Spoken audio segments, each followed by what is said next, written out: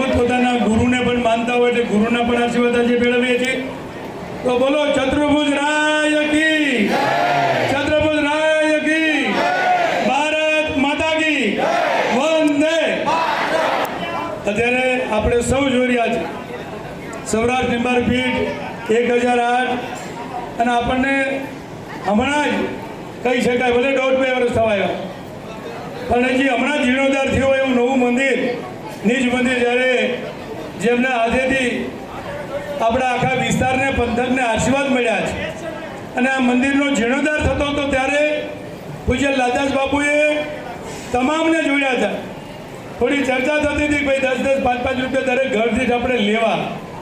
આ મંદિર આપણા બધાનું છે એટલા માટે 5 રૂપિયા 10 રૂપિયા કોઈ મોટી રકમ નથી પણ એમને મોટી રકમ તો મળી રહે, 5 કરોડ મળી રહે, 10 કરોડ મળે, એમને માગ્યા એટલા મળ્યા પણ છે, નજીએ મળી રહ્યા છે પણ આપણને બધાને 10-10 રૂપિયા લઈ અને એમને આ મંદિર બનાવવા આપણને ભાગીદાર બનાવ્યા છે, આપણને સૌને આશીર્વાદ અપાવ્યા છે એવા પરમ પૂજ્ય શ્રી લાલદાસ બાપુ આપણા સૌના ગુરુ છે, એમના ચરણોમાં વંદન કરું છું. સાથે સાથે અમારા રાજકીય આગેવાનો છે ભાઈ શ્રી મારા વડીલ, આમ તો 2 વડીલો છે, એમને વડીલ કીધા એ ન કહેવું જોઈએ પણ એમના મિત્ર છે, એમનો હું દીકરો છું એટલે મારા વડીલ અને રાજકીય મારા ગુરુ છે એવા માન્ય શ્રી ધનરાજભાઈ કેલા, આપણા ધારાસભ્ય વઢવાણ અને પોતે ઉદ્યોગપતિ છે.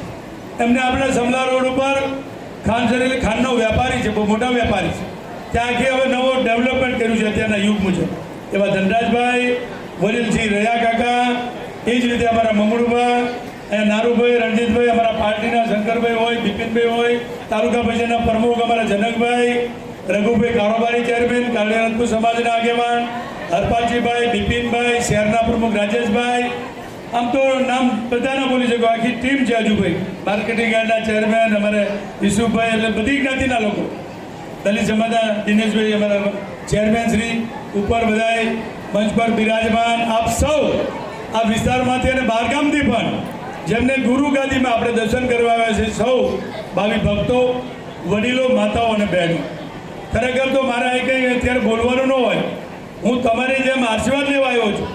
આ વિસ્તારનો પ્રતિનિધિ ભલે હોય પણ હું ચતુર્ભુજ રાયના ભગવાનના આશીર્વાદ લઉં છું, તમે પણ લો છો. આ આશીર્વાદ અચૂક આપણે લેવા જોઈએ.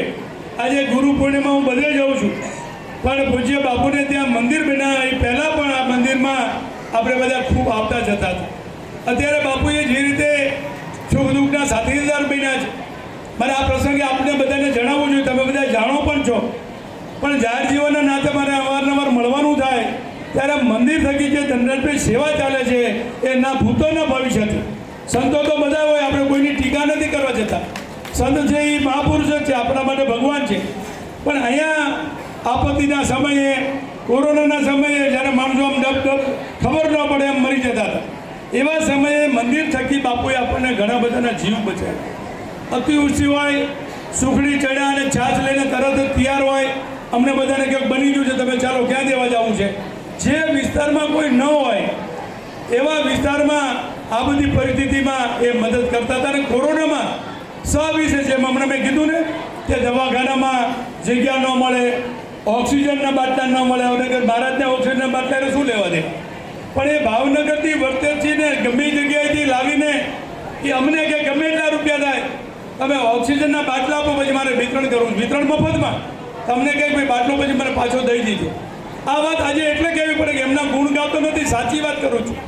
અને એટલા માટે કહે કે ગુરુ કોને કહેવાય? આ ગુરુ આપણે બધાને ભગવાન નીચે કોઈ દેખાણા નથી પણ આ બધા અત્યારે જે આપણો બધા આવીએ છીએ, મોટી સંખ્યા છે, તમામ જગ્યાએ હું જોઉં છું પણ બધાએ વિશેષ વધારે મોટા મંદિરે માણસો આવ્યા છે.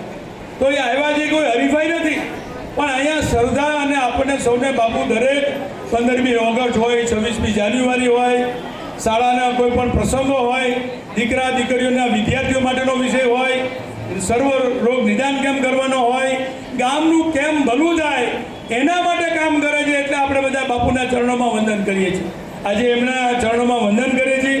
બાપુને આપણે પ્રાર્થના કરીએ કે અમને સૌને એવા આશીર્વાદ આપો કે અવિરતપણે આપણે બધા કામ કરતા રહીએ અને આવા સારા લાભ, ધાર્મિક લાભ આપણા પરિવાર માટે, આપણા દીકરા માટે, આપણા દીકરીઓ માટે, આપણી જે બધી મનોકામનાઓ હોય એ ભગવાન અવશ્ય પૂરી કરે. કોઈ માણસ સ્વાર્થ ન હોય એવું બને નહીં. કોઈને કોઈ સ્વાર્થ છે પણ સ્વાર્થની મર્યાદા હોય તો એ આપણને ભગવાન રાજી રહેતો હોય છે. આવું મેં સાંભળ્યું છે. હું કોઈ મહાપુરુષ નથી, હું કોઈ સંત નથી. હું સંતોના ચરણોમાં બેસીને આશીર્વાદ લઉં છું. મારા ભાગશાળી છું તમારા લીંબડીના સૌ પ્રજાના કારણે.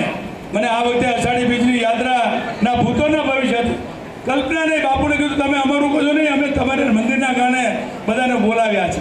અમે નથી, માણસો મંદિરના કારણે આવતા હતા. એટલે અમને બધા આગેવાનને કાર્યકર્તાને એવી હવા કે એવી રહી ન પડે છે કે અમારા કારણે આવે, ભગવાનના કારણે, બાપુના કાર્યના કારણે. માત્ર હાકલ જ કરવાની આવે. મોરારી બાપુ આવવાના છે, બહેનોને બોલાવવાના છે તો બહેનો આવી જાય, ભાઈઓને બોલાવવાના હોય તો ભાઈઓ આવી જાય. એટલે જ્યારે જ્યારે આપણને મંદિર તરફથી આદેશ મળે એ તમેનું સ્વીકારીએ છીએ. દર પવિત્ર શ્રાવણ માસ બાપુની નિત્ય કથા હોય છે, આખો મહિનો સાહેબ લાઈવ હોય છે. કેટલા બધા હજારો લોકો જોવે છે, લાખો લોકો બહાર એમના વિદેશ શિષ્યો છે દુબઈ સુધી, એ બધા પણ જોતા હોય છે. અમને ફોન આવે, તમે આજ ગયા હતા, તમે આમ બોલ્યા, તમે તેમ કર્યું. બાપુની અવિરતપણે ધાર્મિક અને સેવાની પ્રવૃત્તિ. અહીંયા રામભાઈ હોય, એમની સાથે હરજીભાઈ હોય, એક જ લોકોના નામ નથી દેતો. જેટલા અહીં સેવામાં આવ્યા છે બધા મારી સાથે સેવક જ છે. હું એમની સાથેનો સેવક છું. ભલે ધારાસભ્ય હોય એ એક બાજુ રહે, પણ સેવક બનીને જ્યારે અહીં કામ કરીએ ત્યારે મને નથી લાગતું કે અહીં આપણે કોઈ ઊંચી નીચના ભાવ આપણે સમજીએ. અહીં આવી એટલે બધાએ આવી છે. બાપુ છે એ બધાના છે, માત્ર ધનરાજભાઈના કિરીટભાઈના નથી. બાપુ હંમેશા બધાને સરખા આશીર્વાદ આપે છે. એટલે મંદિર વિશે ઘણું કહેવું હોય એ બધું તમે જાણો છો. આજે ગુરુવંદના કરવા હું આવ્યો છું, મારે બોલવાનું જ ન હોય. આજે હું પણ તમારી જેમ આશીર્વાદ લેવા આવ્યો છું. લાદાત બાપુના ચરણોમાં, ચતુર્ભુજરાજીના ભગવાનના ચરણોમાં વંદન કરું છું. લીંબડીને આપણે જોતો વરસાદ મળી ગયો. ખેડૂતો અહીં ઘણા બેઠા, બહારગામથી પણ બધા આવ્યા છે. ક્યાંય નુકસાન નથી, બીજા બધા બહુ નુકસાન છે. 25 ઇંચ વરસાદ, 30 ઇંચ વરસાદ એવો અહીં પડે તો હું તમને મદદ ન કરી શકું. બધે પાણી ભરી જાય ઘરમાં. રોડ તમે કોઈ કરો છો પણ એ ધીમે ધીમે પાણી ઉતરી જાય પછીનું કામ અમારું હોય. તો એ ઘણા નથી બોલતા, અમને ગાળું દેતા. એટલે આ પાણી એવું પણ ભગવાનને કહો ને આપણે કહીએ કે આ આડા હાથ લીધે હાલે નહીં. આપણું 50 ઇંચ વરસાદ પડે લીંબડી તો કિરીટી શું કરે, બાપુ શું કરે? ભગવાન જ બચાવે આપણને. તો આવો આશરો જ્યારે મળ્યો છે ત્યારે એને સાર્થક કરીએ. બાપુની હંમેશા આપણને ધાર્મિક ટકોર પણ હોય છે. આપણને કથા દ્વારા, અન્ય મંદિર દ્વારા દરેક કાર્યક્રમો લીંબડીમાં હોય એ દરેકમાં બાપુ નાના નાના ઘરે એમને બોલાવે, બાપુ મારી આ પધરામણી કરો. આવો દીપસભાઈ આગળ આવો. કારણે રાજપૂત સમાજના કેળવણી મંડળની એમની કન્યા કેળવણી મંડળ છે, બહેનો માટેની એમના એ પ્રમુખ છે અને ફંડ પણ સારું. આવો આ બાજુ દીપસભાઈ, હજુ ગજબ આવો, આ સાઈડ આવી જાઓ. હું હમણાં એક ફંક્શનમાં ગયો હતો પેટ્રોલ પંપના, તો એ દીપસંગભાઈ કાર્ય રાજપૂત સમાજની દીકરીઓની ત્યાં એમની સમાજની દરેક સમાજ પોતપોતાના સમાજમાં દીકરા દીકરીઓ કામ કરે ને ભણે એના માટેની વ્યવસ્થા, આર્થિક વ્યવસ્થા ઊભી કરવા માટે એમને ટાર્ગેટ એવો કર્યો છે કે 25 કરોડ રૂપિયા ભેગા કરવા છે. 17 કરોડ ભેગા થઈ ગયા છે. એના માટે તાલીઓ પાડો. આ દીકરીઓ માટેનું કામ છે. મોદી સાહેબ કહે ને કે દીકરીની કન્યા કેળવણી કરવી છે. દીકરીઓને ભણાવો, દીકરીઓને સંસ્કાર આપો, અત્યારના મોબાઈલથી દૂર રાખો. અનેક ઘટનાઓ બને છે છૂટાછેડાની, સંબંધની, જેમ તો આપણે બધા જોઈએ છીએ સંબંધો થાય અને 2 દી પછી તૂટી જાય આ મોબાઈલના જમાનાના કારણે. એટલે અહીંયા આવીએ ને એટલે આપણને સારા વિચાર મળે, અને સારા વિચાર આપણને મળે તો આપણા પરિવારને ઉતરે. આપણે જો પગે મા બાપને ન લાગીએ તો આપણને કોઈ આપણા દીકરા માનવાના નથી. મારે જાજુ કહેવું નથી, હું કોઈ ઉપદેશ જોવા નથી આવ્યો, પણ મારા જ પાસે રહીને અમે સાંભળ્યું છે, માન્યું છે, અને એ જ આશીર્વાદથી હું આજે ટક્યો છું. મને કહેવામાં કોઈ શરમ નથી. હું સરગસ મારા બાપુજી જીતુભાને આજે પણ યાદ કરતો આવું છું. દરેકના મા બાપ પોતાના વાલા લાગે. આ મા બાપના અને ગુરુ તરીકે આપણને સંતો હોય, પછી કોઈની આપણે હાડીબાર રાખવાની જરૂર નથી. આપણને ભગવાન મદદ કરે. ભગવાનને પ્રાર્થના કરીએ. ચતુર્ભુજરાય ભગવાનને પ્રાર્થના કરું, પૂજ્ય લાદાત બાપુને પ્રાર્થના કરું. થોડોક સમય મેં વધારે લીધો હશે, પણ મારે આ મંદિરના કાર્યમાં આપણે આવ્યા છીએ ત્યારે આ મંદિરનો જવાબદાર ત્યારે મોરારી બાપુ પોતે બોલતા હતા મંદિર વિશે. અને શ્રીજી મહારાજના ગુરુજી શ્રીજી મહારાજ છે. અને એમાં આપણે સલામાબાદથી મહારાજ આવ્યા, યુવરાજ મહારાજ, તો આપણને લીંબડીમાં આખું લીંબડી શણગાર્યું હતું. અને કેટલા રૂપિયાનો ખર્ચ એની બાપુ અત્યારે જેમ બેઠા છે ને એ રીતે જતા. એમને કોઈ ટેન્શન નહોતું. શું કામ નહોતું કે યારે ભગવાન છે. આપણે ચિંતા કરીએ સારું રસોડું કેમ ચલાવવું, પ્રસંગ આવે છે લગ્ન કેમ કરશું, દીકરીને કરિયાવર કેમ કરશું. પણ મહારાજે તો આખો કરિયાવરને આખા લીંબડી માટે શણગાર્યું. અને જે લગ્નનો મહિમા હોય ને એવી કથા કરી. કથા આપણે ભૂલાય એવી નથી. લાખ લાખ માણસ જમતું હતું. શરૂઆતમાં 50,000 40,000 ને પછી ધીમે ધીમે 80,000 લાખ માણસ છેલ્લા દિવસોમાં આ 11 દિવસ 9 દિવસ કથા ચાલીને 3 દિવસ યજ્ઞ કર્યો. આ યજ્ઞના કારણે આખા પંથકને ફાયદો થયો છે. મહારાજ આપણા સૌ માટે પૂજન વિધિ કરાવે છે. જે કંઈ ધાર્મિક કાર્ય હોય એ આપણા સૌ માટે કરાવે છે.